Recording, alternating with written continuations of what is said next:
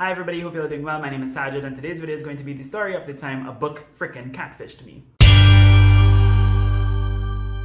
Now, if you're unfamiliar with the background today, that's because I'm in my brother's apartment. He and his wife and his baby are in Tobago for the weekend, and I decided to colonize their house for just a little bit because my apartment is a little bit noisy right now and their apartment is quite not noisy, so that's why we're here today. And this video is also going to be the video challenge for today's Reading Rush video challenge, which is to talk about a book that was recommended to you that really connected with you in some way. So a book that was recommended to me, that wasn't recommended to me directly, but that was talked about by April from April S. Maximus and Kirsty from Melbourne on My Mind. If you're not yet subscribed to April, by the way, that is an injustice. That is literally an act of violence and you need to go fix your life. Kirsty, unfortunately, no longer makes videos, so BookTube has just never really been the same since then. But yeah, really great, both of them. They recommended a book on their channel multiple times, each of them, called When Michael Met Mina by Randa Abdel Fattah. So this book is set in Australia. It's written by an Australian author, and both Kirsty and April are Australian, so it's no wonder that they recommended this because this is fairly popular, I guess, in Australia.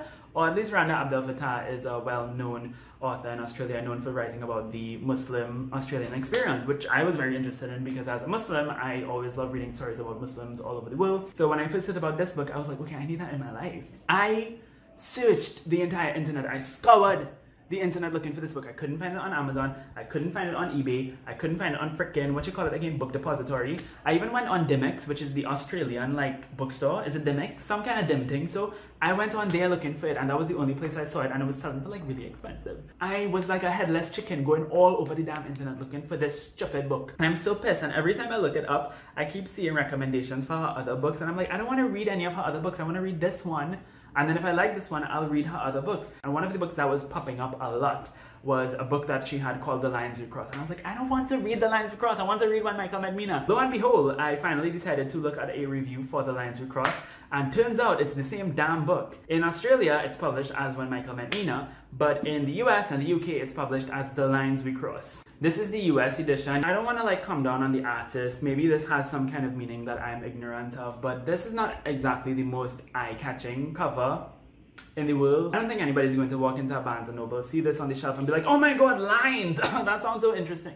Even the UK cover is actually really nice. In fact, I think I'll just leave that up for the rest of the video so y'all can look at that. But yeah, The Lines We Cross is such an amazing story and none of y'all know about this book. I'm probably the only non-Australian booktuber who has talked extensively about this book. It was my favorite book of 2017 and it is probably my favorite young adult book of all time and my second favorite book of all time, second to only A Tale for the Time Being Married with Zeki, but this video is not about A Tale for the Time Being Married with Zeki. It's about The Lines We Cross. Y'all, The Lines We Cross, or When Michael Met Mina, whatever the hell you want to call it, was so amazing. I love this book so much. It is a YA contemporary set in Australia about a boy called Michael and a girl called Mina. Mina is a Muslim girl. She originally came over to Australia as a refugee from Afghanistan when she was around 7 years old, and Michael is a white Australian boy born and raised in Australia to very right-wing conservative parents who run this right-wing media organization that's just very racist and awful and Islamophobic. It's terrible. And these stories about these two characters as they meet and as their ideals clash and as they kind of begin to learn from each other. It's a really fantastic book, and we're following Michael as he kind of begins to,